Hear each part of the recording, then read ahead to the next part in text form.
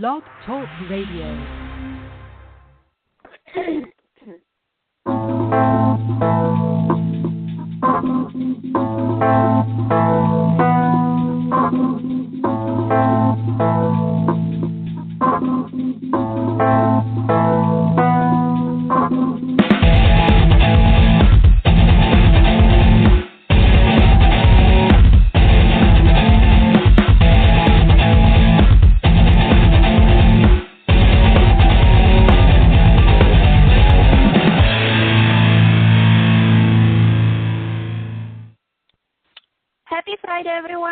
Welcome to the Annabella Ross Show.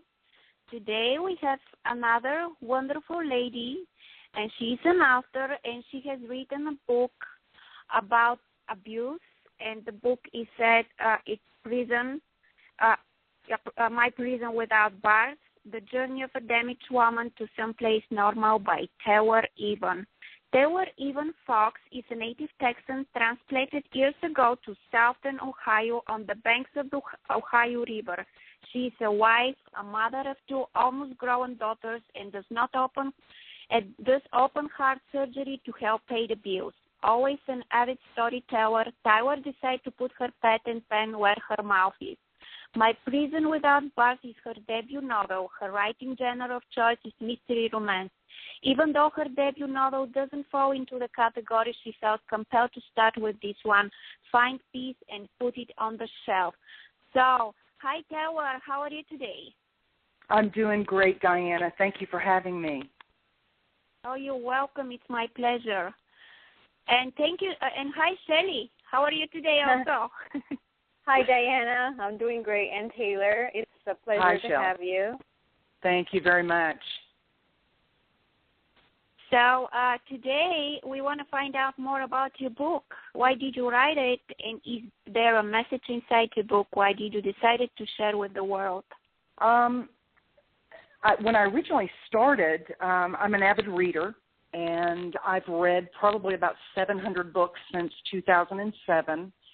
And I think probably like every other person that sits down and ventures to write, I thought that, hey, I can write a book just as well as anybody else can. And so I sat down and started to try and pen a mystery romance. And I didn't have, I guess, the muse that I needed, or a voice inside my head kept, giving me little cues to, hey, what about this, or what about this? And it was really geared toward my own experiences. And so I decided that I would write my own story. And when I began it, it was rather boring, rather book report-ish, and very stale, very dry.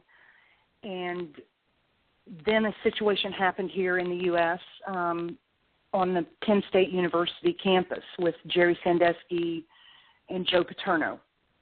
It was a sex abuse scandal. Numerous boys had been sexually abused for several years, and it finally came to light. And I was more or less obsessed with the case and followed it. And during this whole time of following it, I was thrilled that the university was taking the stance that it was, and I watched everything on it that I could, and a situation arose on a TV show where they were interviewing administrators and students in front of the university, and basically, I don't know if he was administrator or staff, but it was a gentleman with the university basically looked into the camera and said the punishment doesn't fit the crime. And I was enraged, and the only way I can describe it is I was more or less possessed. And I went and took my original manuscript, which I was about 16 chapters in, and completely tore it to shreds and started over. And I started writing in very graphic detail about my experience as a victim of child sexual abuse.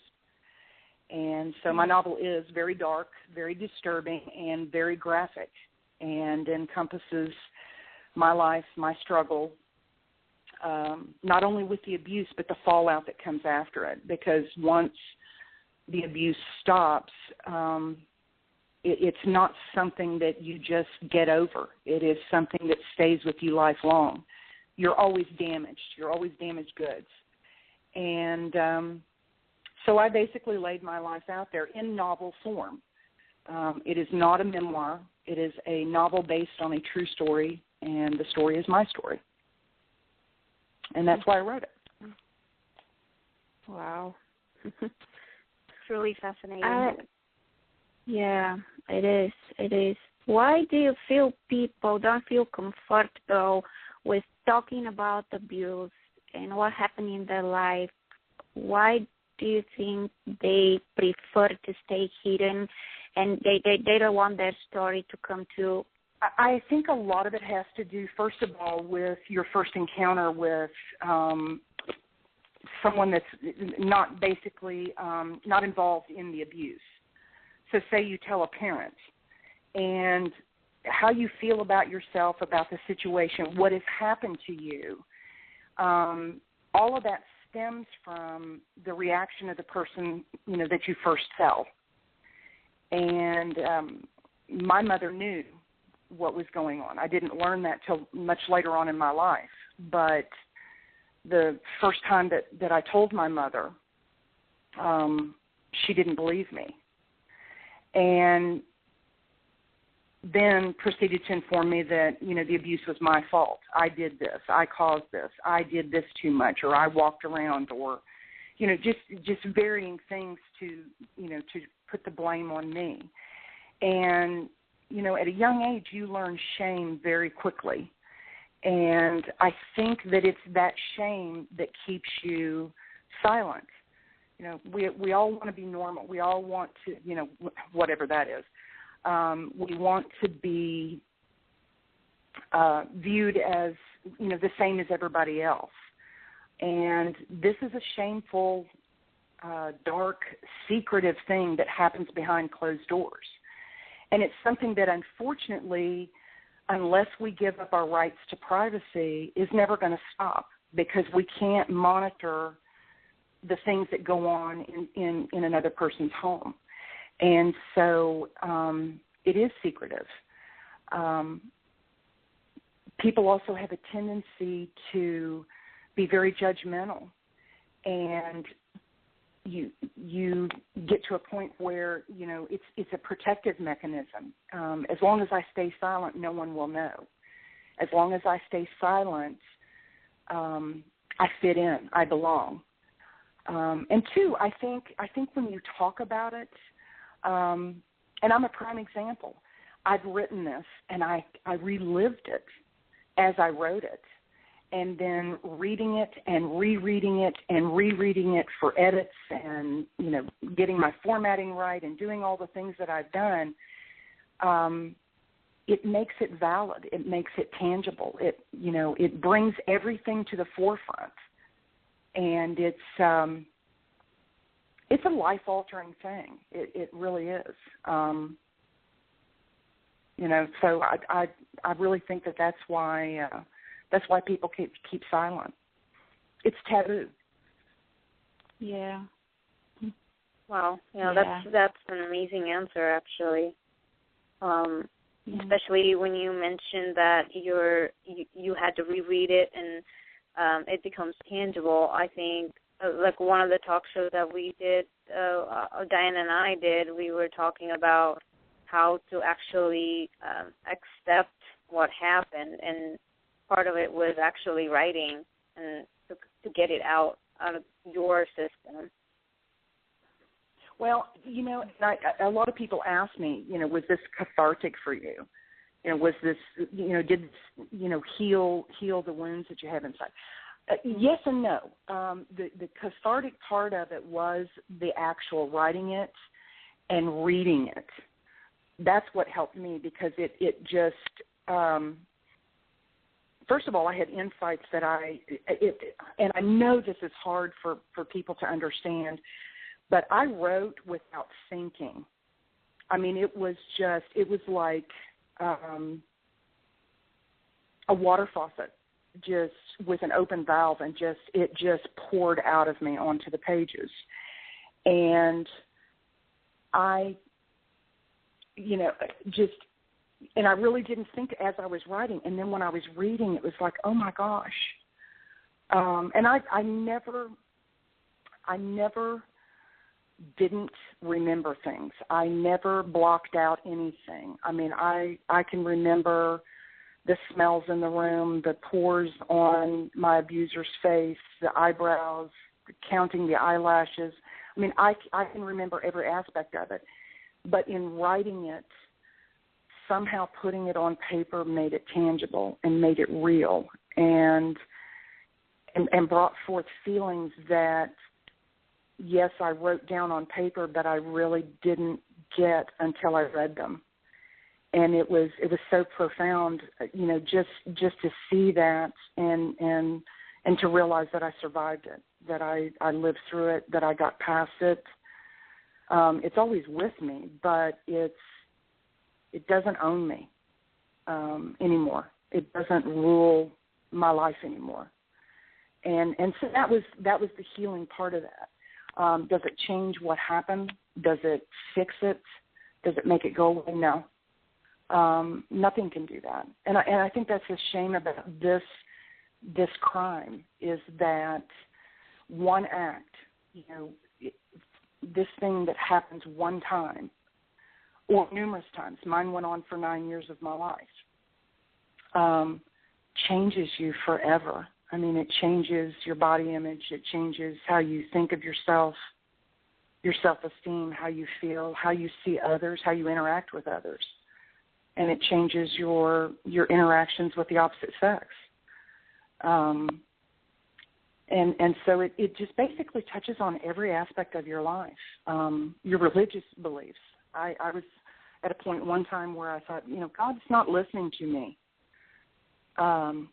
This is happening and he's not stopping it, and so it touches on every aspect of your life. Yeah, that's true. And if the abuse victim stays silent, how we can change this? I don't know. I don't understand. Yeah. It looks like there is a compassion missing in this society nowadays, or I don't know how to describe these judgmental against victims of abuse, and why these victims of abuse have to stay silent, and that a lot of terrible things happened, and impacts, like you said, impacts your life as a person. You cannot function like a healthy human being after a trauma like this, right? Oh, absolutely. Mm-hmm.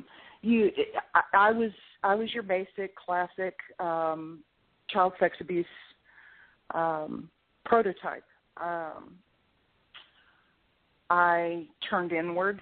I pushed away family. I pushed away friends.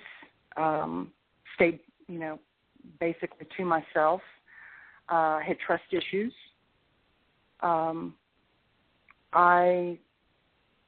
You get to a point where you feel like you deserve what you've gotten, or you deserve to be unhappy, or, if life's not going great, then you deserve that. I settled for crumbs my entire life instead of going for the cake. I took whatever was left over.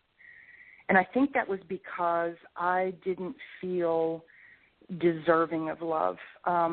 Not because of anything I had done, but more so because who could love somebody that this happened to?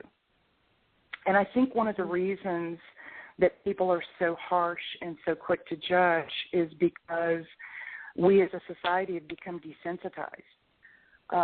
We see movies that are very graphic. We see YouTube videos where, you've got a group of hoodlums that go out and beat up an old lady and they post it and they think it's funny. And that too is one of the reasons that I felt like I had to be as graphic as I was, because I I just felt like I